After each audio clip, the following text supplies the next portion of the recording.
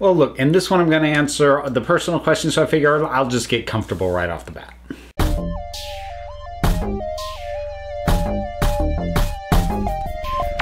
Okay, second half of the Q&A, and this one I'm going to deal with the general opinion questions, and as well as what I consider the personal questions, you know, more about me than my tastes or my feelings on various geeky things. So let's get right to this.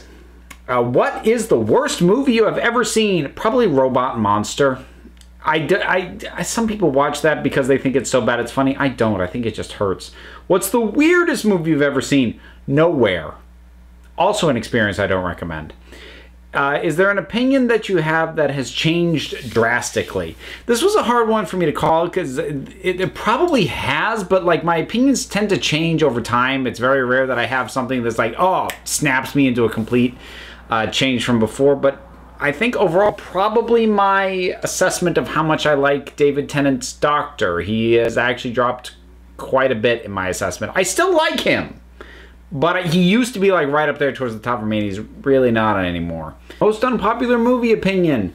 The Shining isn't scary. Popular film series you just can't get into. I looked up like some of the most successful franchises and series of films, and some of the ones that were on that list that I've never really been able to get into or couldn't finish were Transformers, Hunger Games, and the Fast and the Furious series. Which YouTubers would you recommend? I could actually recommend a lot. I could do a rather lengthy list, but I'll try and keep it a little bit short. I'm gonna go with 5 of these. So Cinefix, they do a fair number of lists, but I think the way that they construct and execute those movie lists is a lot smarter than most places that do lists, including me.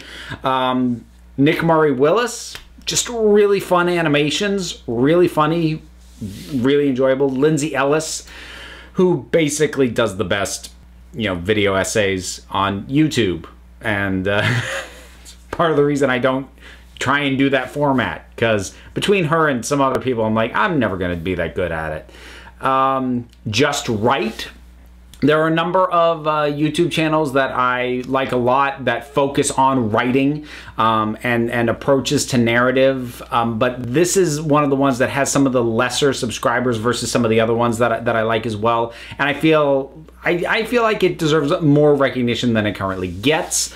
And a recent one, this one's another video essayist, but she's young and she's fresh, and I'm really excited to what she's gonna do later, what I'll see from her. Sarah Z. So those are 5 that I think are worth checking out if you like me and my stuff. If you don't, obviously you won't like that stuff, but you know, that's how it is. More specifically, I was also asked about my favorite YouTube reviewers. So again, I'll just stick to 5. I could easily do a lot more than that. There's Jeremy Johns. That's in there mainly in terms of influence. I mean, early on, you know, I used a green screen. I didn't deliberately try and ape him, but seeing what he did was kind of an influence in terms of my working out this format of me ranting at the camera. Movie Bob, I don't always agree with him, but I always find him interesting and entertaining. Yahtzee Croshaw of Zero Punctuation, again, don't always agree with him, but man, he's fun. Stu Bagful, probably my favorite Doctor Who YouTube reviewer, and also SNES Drunk, because he focuses on 16-bit mostly, and that's my gaming golden age. What shows do you watch that aren't really geek related? All right, I'm going to give a couple of shows that have ended and a couple of ones that are still running. So a few examples would be House, Hannibal, Brooklyn Nine-Nine, Dear White People, Crazy Ex-Girlfriend, and The Unbreakable Kimmy Schmidt. What's your favorite Shrek movie? Everyone has one, don't lie. I won't lie. I think the first 2 Shrek movies are genuinely good, but the second one's the best. I'm an aspiring sci-fi writer. My question for you is this. What do you think are the do's and don'ts when it comes to putting social issues in your writing? Now, this is actually interesting to me because I've had a number of writers or aspiring writers kind of reach out to me since I've started tackling the LGBTQ topics more in some recent months. So I don't, I'm not a published writer. So, you know, take anything that I say with a grain of salt, especially considering that I've been trying to get stuff published and haven't succeeded yet. But in any case, what I would say is the easiest pitfall that you could fall into in terms of trying to do social issues in sci-fi is coming at it from a perspective of, here's this social issue, how do I make a sci-fi story about it? That is how you tend to end up with pandering, pretentious, or patronizing stories. If you instead just focus on a narrative, focus on a story, focus on characters in a world that intrigue you and that you want to tell and delve into, and then if within that narrative you can find opportunities to integrate and address social issues, that's where it builds on the narrative and deepens the story, as opposed to the story being an excuse for you to just spout your stance on a social issue for however long it takes for you to get through it. So just be cautious about not putting the cart before the horse. Story comes first. Story is king in my book. Story always comes first. Your themes should complement it, but if you start with theme first and try and build a story around it, that tends to not go as well. What do you think would have happened to the comic book movie industry if Tim Burton's Superman Lives and George Miller's Justice League Immortal were made? I think very little would have changed if Tim Burton's Superman Lives had been made. I think it probably would have had a similar sort of response that Superman Returns received. Not necessarily for the same reasons, but I think overall response would have been about the same, and at the point that movie would have been made, I don't think it would have had a huge impact. Justice League Mortal, on the other hand, if it had been good, and it was George Miller, it had a decent shot, then it could have put DC completely ahead of Marvel, and DC wouldn't still be trying to play catch up. And whether you like the DC movies or not, you cannot deny that they have been trying to catch up to Marvel and the Avengers and that kind of thing, right from the get-go. And a lot of the decisions that I think were mistakes seem to have stemmed from trying to play catch-up. And if Justice League Mortal had been made, could have flipped the entire dynamic on its head, but we'll never know now. Which movie have you seen the most times? Ghostbusters. If you could read only one book, watch one movie, one Doctor Who episode, and have one CD for the rest of your life, what would they be? Now, before I give my answers, these are not necessarily my all-time favorites of any of these. They're just the ones that I think I could revisit the most often before I would be completely sick of them. And that is slightly different from absolute favorite. So again, that is book, movie, Doctor Who episode, and CD. So they'd be Restaurant at the End of the Universe, Ghostbusters, City of Death, and the original Broadway cast recording of Rent. Where would you rather live, North Korea or Zimbabwe during the Mugabe era? I honestly don't know enough about the situations in either of those to answer that question. Favorite Disney songs? I'm just gonna, again, I'll rattle off a few. Who You Are from Moana, Part of Your World from The Little Mermaid, Friends on the Other Side from Princess and the Frog, Portobello Road from Bedknob and Broomsticks, as long as you cut out sort of the dance interlude in the middle of it. And this one might be cheating, but I'm going to do it anyway, Shadowland from the stage version of The Lion King. Are you reading any current comic book series? No, I am not. I haven't picked up monthlies since the 90s. Do you have any Snoke theories? No, I don't. Do you have a favorite filmmaker? I actually don't. I have a list of filmmakers who I always keep an eye on, and I try to eventually get around to seeing everything they've made. I have a couple gaps with some of these, but some of those filmmakers, that would be folks like Guillermo del Toro, Christopher Nolan, Darren Aronofsky. Those are folks who are always, at worst, they're interesting. And when you can always at least be interesting and not boring, that, I'm going to keep an eye on you. Who is your favorite Star Wars character? Leia Organa. Princess or General, whatever your preferred title for her is. What are 5 creative works you think everyone should read, see, or experience? Now, I'm going to answer this slightly off-center, like the answer I'm going to give is not exactly what was asked, because I don't like to deal in definitive state, like everyone must see this, like anything, and whenever lists are that declarative, it tends to annoy me, because there are things that I know impacted me greatly, but depending on who you are, your background, and the sort of things that inherently appeal to you, they might not do it for you. You can recommend to me, the best sushi restaurant on the planet, I still don't like sushi. I'm still not going to have a life-changing experience going there. So what I'm going to do is I'm going to offer up 5 pieces of art or media that had incredibly significant impacts on me, and I think are worth at least looking into for folks to see if it looks like something maybe you'd enjoy, and if it is, I can't recommend them enough. So those would include the play Equus, the book The Last Unicorn, the film The Rocky Horror Picture Show, the music album Pink Floyd's The Wall, and basically almost every incarnation of The Hitchhiker's Guide to the Galaxy. Now that the trailer for Wreck-It Ralph 2 has come out and shows that the movie will have a mega crossover of Disney princesses, it is pertinent to ask which of them is your favorite. Growing up, it was Ariel, but I might need to address this in an animation junkie at some point. As I've gotten older, there are some really serious problems that I have with The Little Mermaid, so I'm not sure I can pick that one in good conscience anymore, because some of those problems do revolve around her, specifically as a character. I do still really like her, though, so it leaves me in a position where I'm not sure, because I feel like I'm not sure I can say it's her anymore, but nobody has definitively moved up into that slot. I mean, maybe Moana, but that's like by default. If you would have made the Justice League movie, what characters would have been on the team? Okay, I'm actually going to answer this in 2 ways. I'm going to give my answer for who I would have put on the team for the Justice League movie coming off of Batman v Superman, but I'm also going to give the lineup of who I would want in a Justice League movie that had no ties to previous continuity, that I would just have there. Like, I don't have to worry about what was done before. This is who I would personally put.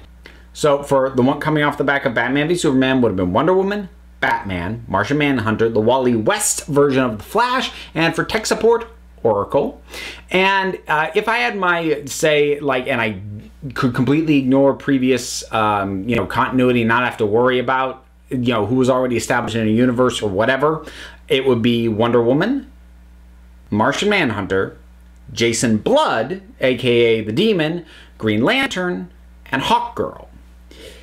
Any books you would like to see adapted into films? Yeah, anything by Christopher Moore, please.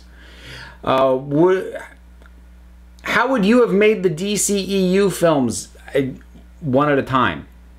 Like, not lock in and start filming on something that is directly following on from a film before you even know how the general public reacts to it. The whole cycle needed to be slowed down. And that's not to say they couldn't have been developing multiple movies at the same time, but what they should not have done, and I knew this right off the bat, they should not have been making films that directly followed on from whatever they did and were filming that in conjunction. The reason that Marvel has gotten away with having multiple movies in production at the same time is because they are in separate franchise. So, we had Thor, the first Thor and the first Captain America coming out fairly close to each other, but they were independent. One did not have to be built off the back of the other, because when you do it like that, if the one that comes out first turns out to not connect with audiences, then the one you've already made is in trouble, which is exactly what happened with Justice League. So slow it down, and if they were going to insist on multiple things in production at the same time, they were going to have to start out way less connected. What is the best opportunity that you have seen for LGBTQ representation in geek media that hasn't been taken advantage of? Who is sitting on the most obvious leaping off point but still not taking the shot? This is a really interesting question, and I wish I had an answer to it. Unfortunately, my brain really doesn't work that way.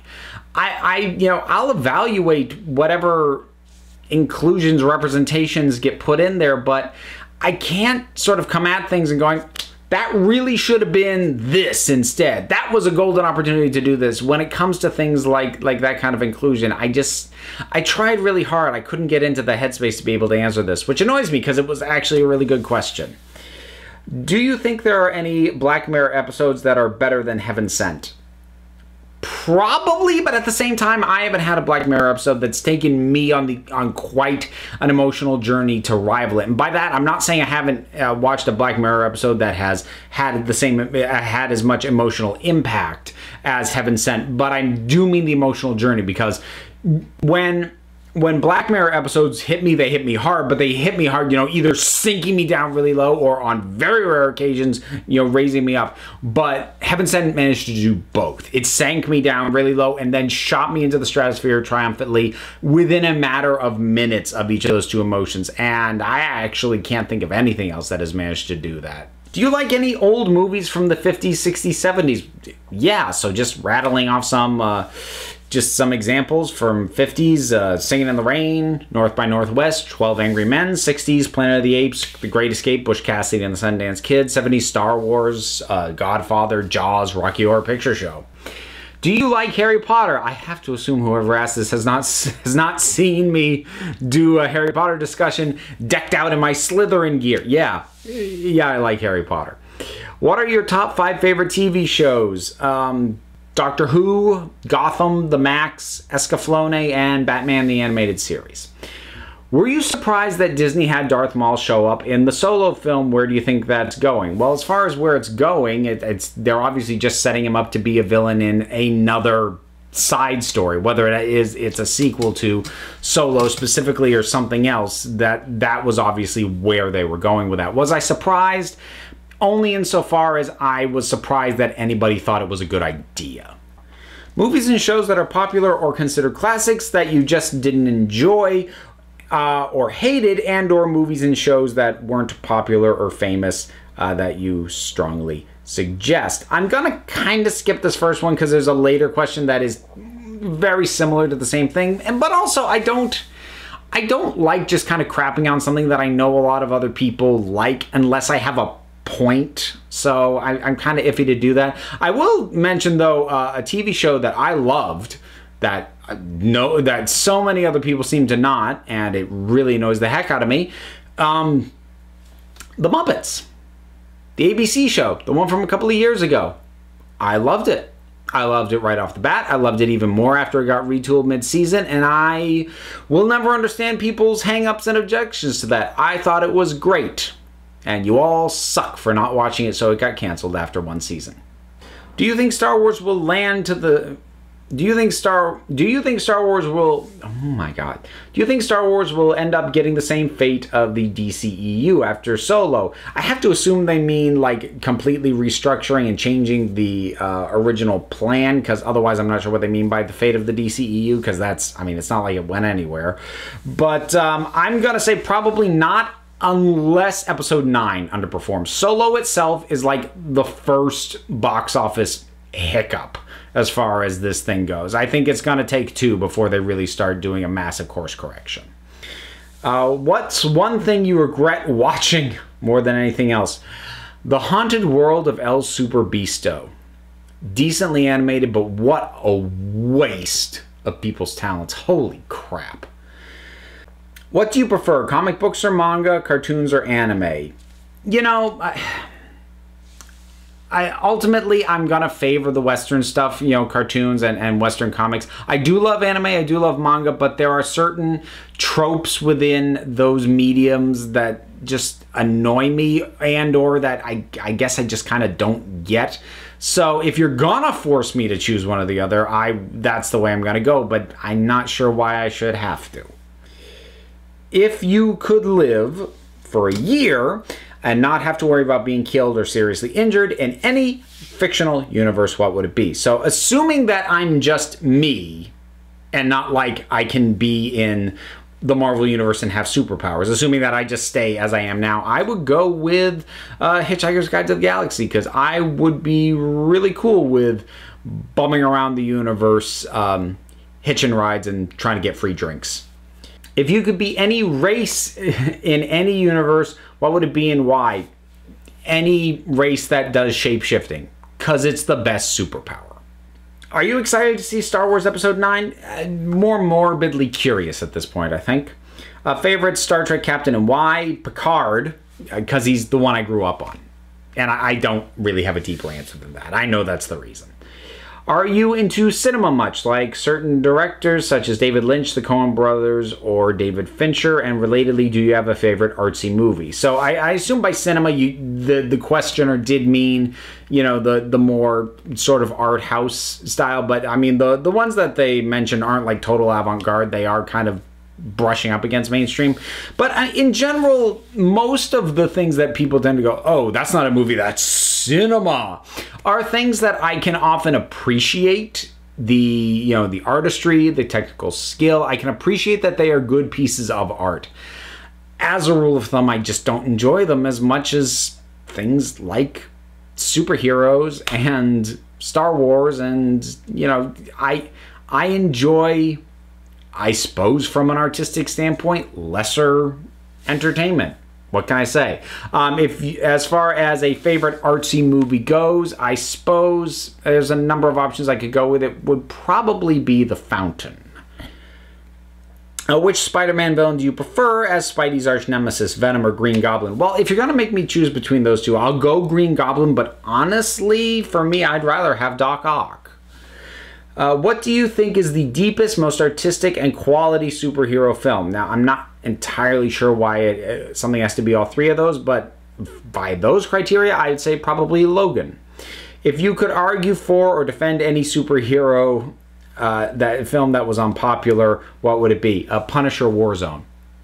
Like, I get why mainstream audiences didn't like it. I even get why critics didn't like it. I will never get why comic book fans who claim to like The Punisher crap all over this movie. I will never understand. I love it. What cartoon anime do you think is underrated and would like to recommend? And likewise, is there a live action show? Well, as far as an animated thing, if you can roll with a certain amount of surrealism, I will always recommend The Max. As far as live action goes, that's a tougher call for me because most of the live action stuff I enjoy is fairly, it's not unknown, it's not obscure. I kind of want to say the TV series Action, which was canceled after a season, except I gotta stick an asterisk on that because I haven't revisited it in a while, and it deals in the kind of humor that I feel has probably aged badly, and it might honestly be really problematic at this point, and I honestly don't know, but maybe that one. Are you a Pokemon fan? If so, do you have a favorite Pokemon? Not really. I never watched the show. Only Pokemon game I ever played was Pokemon Yellow back on the original Game Boy, and I didn't even finish it. What podcasts are you subscribed to? Oh boy, quite a few. So again, I'm just going to do some highlights here. Since I have a podcast on the Fire and Water Network, I am subscribed to a whole bunch of shows on that. But my favorite out of that network, and pretty much all of it's worth checking out, my favorite on that network is Oh Hot Moo or Not. There's also Relatively Geeky, Your Brain on Facts, Improvised Weapons, which, full disclosure, one of the people on that is a co-host on one of my podcasts, Wait, Wait, Don't Tell Me, and Radio versus the Martians. Do you prefer comic books or novels? I prefer novels, but I read more comic books just because I rarely have the time to dedicate to getting through novels anymore. Actually, you know what? We'll split the difference. Let's go graphic novels. Most underrated movie of all time. God, of all time? Really? I don't know. Maybe Mirror Mask? Most overrated movie of all time. I alluded to it already. The Shining. Seriously, I don't get it. What's worse, DCEU or Disney Star Wars? Right now, as of recording, it's the DCEU. It's probably worth asking again after Aquaman and Episode 9 come out, though. Do you think Aquaman will flop? I have no idea at this point. I really don't. It doesn't have to. It's not a foregone conclusion. It is going to be an uphill battle, though. I think it's going to be a tough sell, but I honestly don't know. What's your favorite guilty pleasure movie? Masters of the Universe. Like the 80s He-Man movie. The one with Dolph Lundgren. Do you have a favorite book series? People might have already guessed, Hitchhiker's Guide to the Galaxy.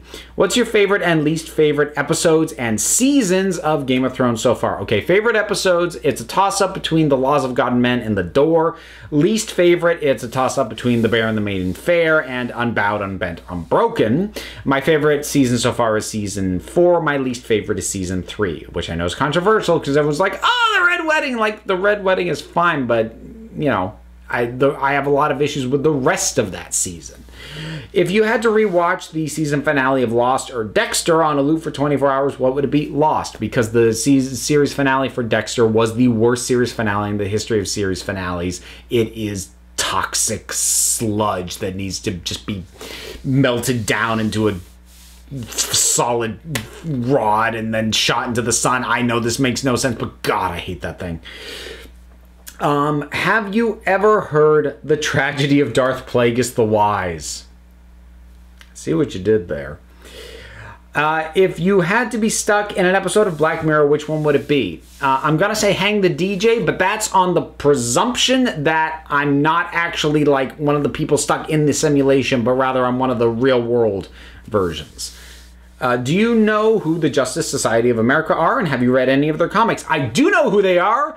I have not actually read their comics. That's actually true for me for a lot of comic book stuff. I am friends with a lot of comic book people. I enjoy reading about what's going on. I enjoy, you know, talking about all of it. So I'm often fairly, not like deep knowledgeable, but decently knowledgeable about a lot of comic book stuff.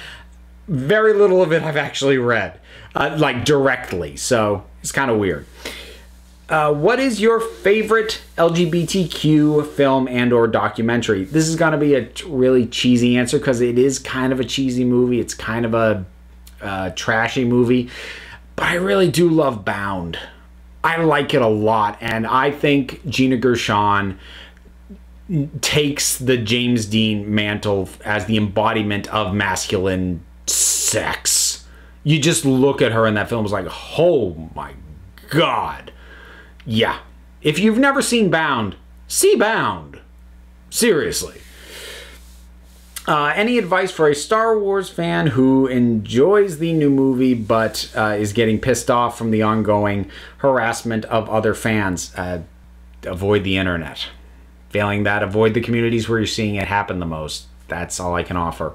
All right, now I've got sort of a lightning round here. So people just ask for a bunch of my thoughts on various stuff. And I actually am not going to do all the stuff that was asked for me. There was like somebody who gave me like a whole list of Farscape episodes asking for my specific thoughts. And that was too much. I mean, I love Farscape, but I'm not, that was a little overkill. So let me just burn through these.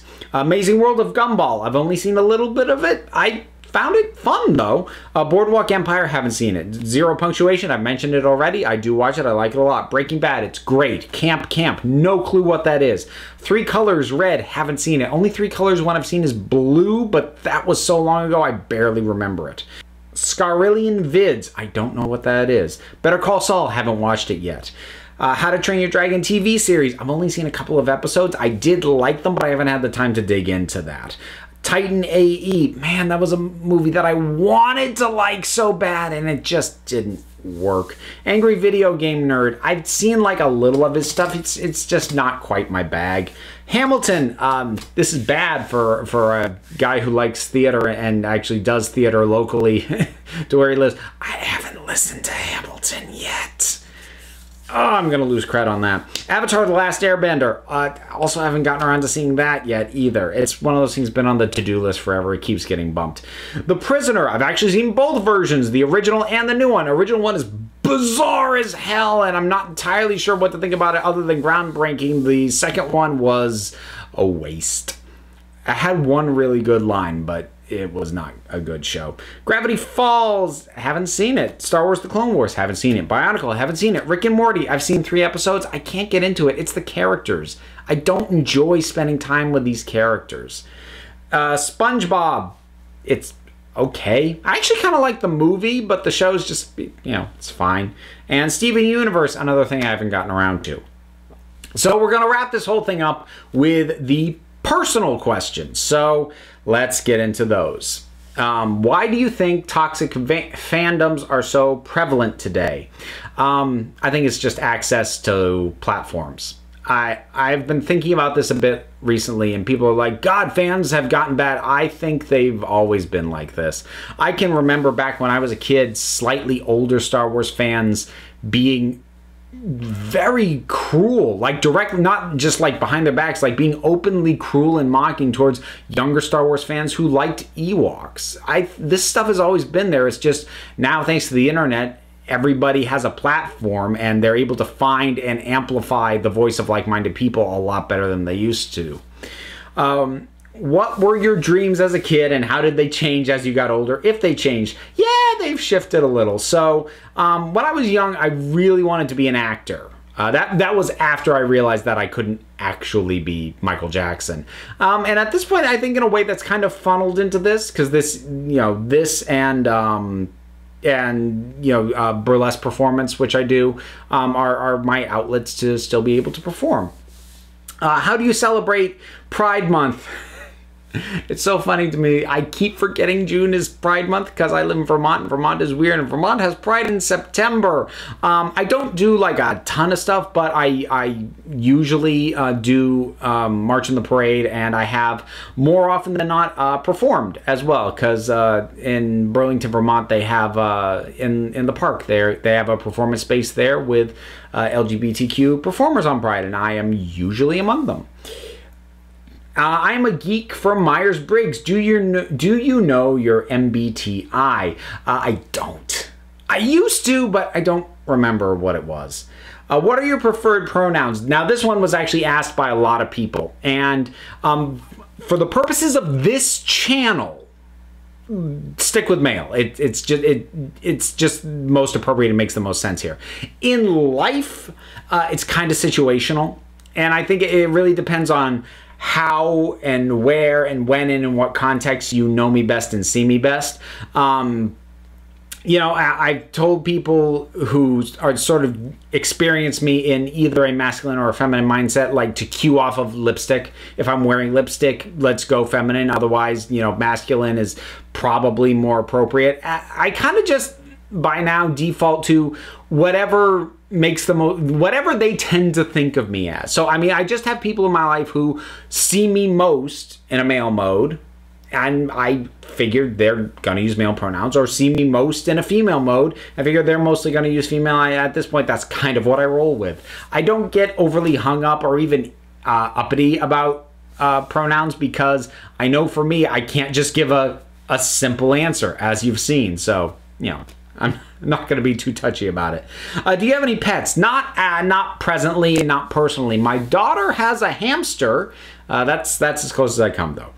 I'm now really curious if you ever did get any backlash over Vera Wild. So yeah, the last Q&A, the 10,000 subscriber Q&A, was when I basically came out with my gender fluidity on this channel, and acknowledged the Vera Wild channel as also being me. And I said in that video that I expected some form of backlash, whether it was going to be just nasty comments or a whole bunch of subscribers dropping me or something like that. There was actually pretty much no backlash whatsoever. As of this recording, there are only 4 thumbs down votes on that, and like the harshest kind of comment that happened on that video was, you know what, I don't get it, but that's fine. So I suffered pretty much no pushback or backlash from that, which, you know what, sometimes the internet surprises you in a good way. Not often, but sometimes. In your review of The Holy Terror, which was a Big Finish Doctor Who, you alluded that you don't like mean-spirited criticism of religious belief. What is your opinion on religion? My opinion on religion is complicated and probably more than I'd prefer to get into right now. Long story short, I was not raised in any religion, so I don't have that as part of my background. My issue that I was alluding to in that review is just that I have a severe dislike of straw man arguments.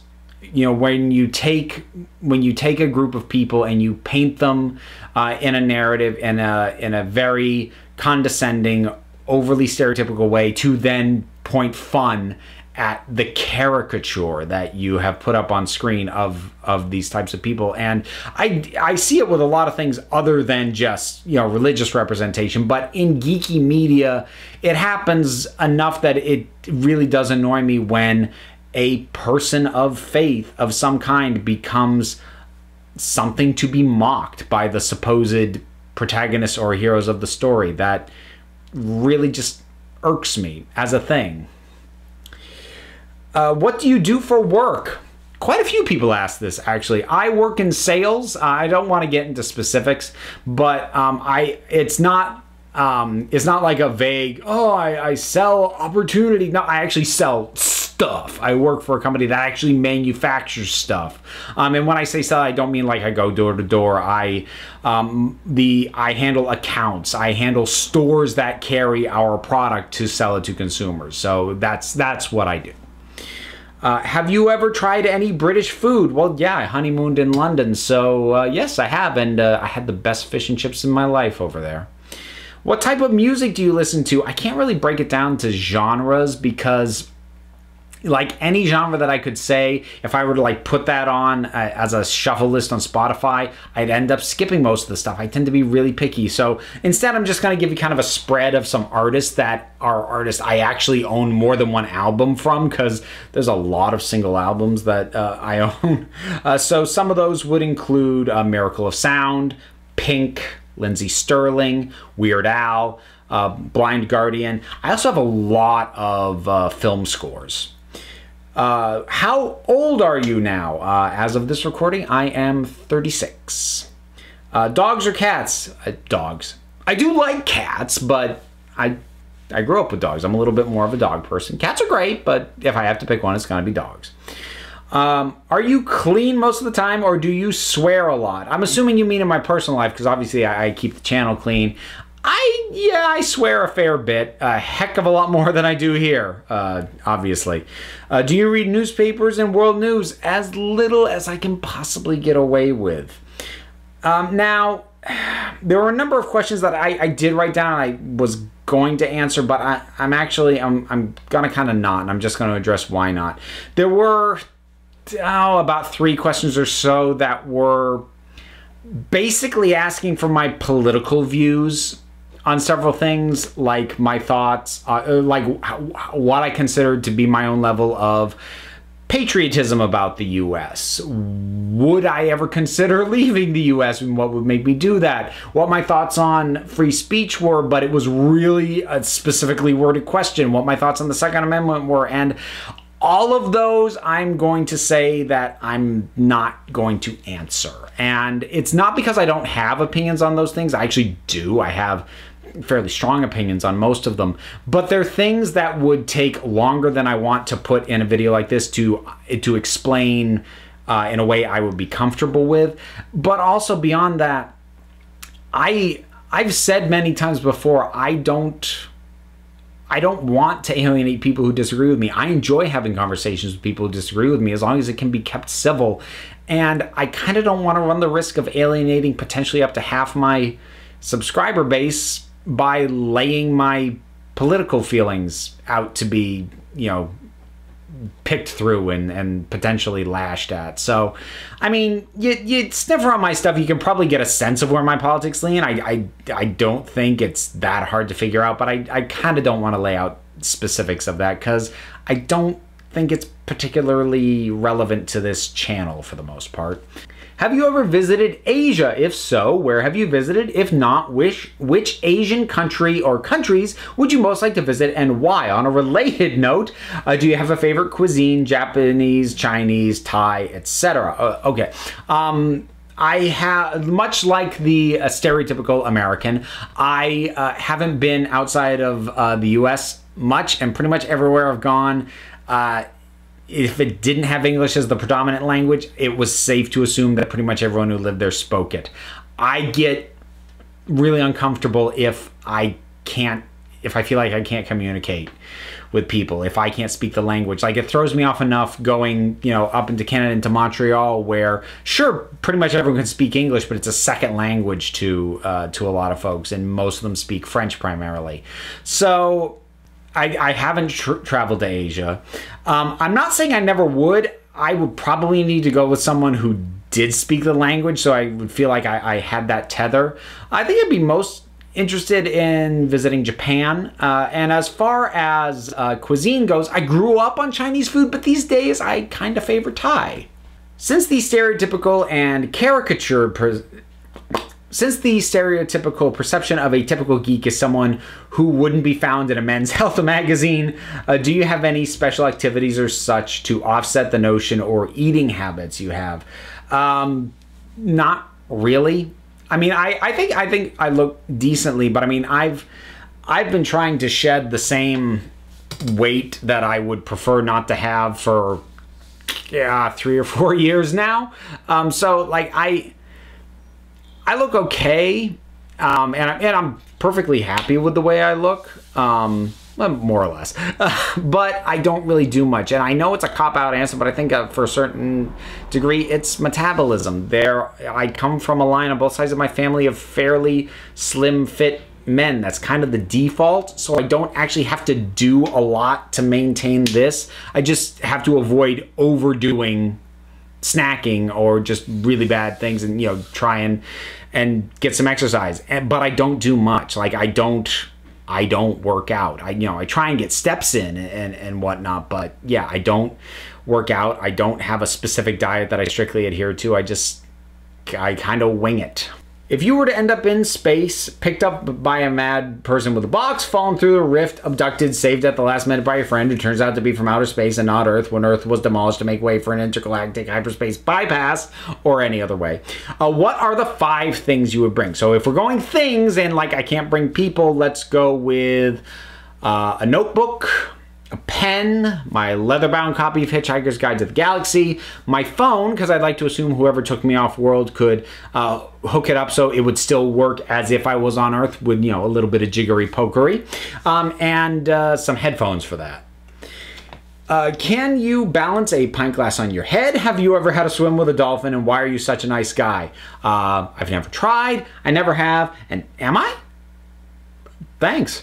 I wonder, do you spend more time as Vera compared to your male appearance, and do you treat people differently or hold different views while being Vera? I don't spend more time as Vera. Actually, what I've been doing more often, because what you're seeing right now is kind of middle ground.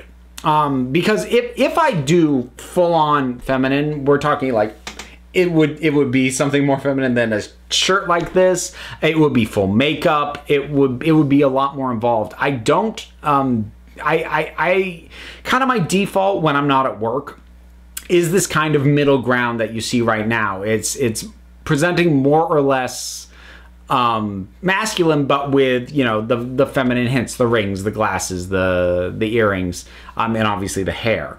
So that's sort of where I default to these days. But I'm comfortable presenting masculine, I'm comfortable presenting feminine, I'm comfortable doing this. I kind of default to this because it allows me to get the best of both worlds with not a ton of effort.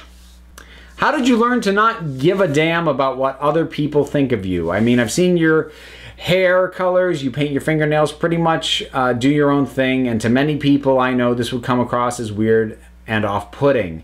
Did you face a lot of backlash for that in life, and how do you deal with it? Well, I've actually faced very little backlash. I mean, I mentioned already not really having much backlash happen coming out on the channel, but even in my life, like, I've never had a significant person in my life reject me over this. I've had people have questions, but, you know, I think that's pretty natural.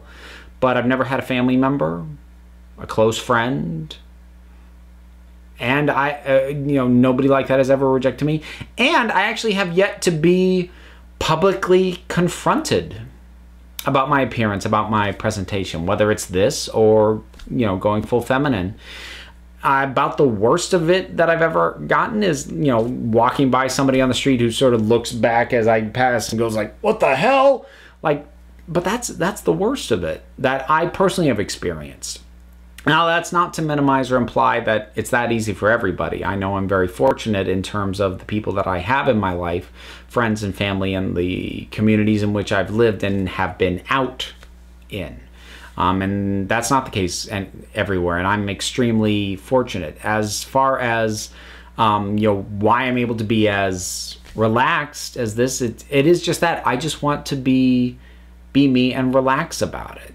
So my having a I don't really care what people think attitude isn't a response to people having slammed down on me. It's more a response to realizing most people don't care. So why should I worry whether or not they do? And finally, last one, how are you? I'm great. I really am. I am quite possibly at the happiest point in my life overall that I've ever been in. I mean, things aren't perfect. There are nitpicks, but I have a home I like. I pay my bills, and I have a job that enables me to do that reliably. I have an amazing child. I have a great relationship with her mother, who's my best friend. I have a phenomenal partner who I love dearly. I am happier than I think I've ever been on a consistent level when I look at the mirror. I see me, and I feel like more of the world sees me than ever has before. And that's pretty much all come about, well, not all, but some of those pieces have only come about in the last 6 months or so. And I am great. And I want to thank you guys for your part in that. Your subscriptions, your views, your words of encouragement, your comments, your questions, your Patreon support. Sorry, I had to get the plug in there somewhere. I would probably still be doing this even if the channel hadn't grown to what it is. Maybe not with the same level of frequency, but I would still be doing this because I enjoy doing this. But to realize that there are people who that there are over 20,000 people who like what I say enough that they want to know when I have something new to say. That's amazing. So thank you. Thank you for making something that I already wanted to do even more fulfilling than it already inherently was. So I hope that this video finds you all well. Thank you for your questions. Thank you for your support. You are beautiful. You are loved. And until next time, this council is adjourned.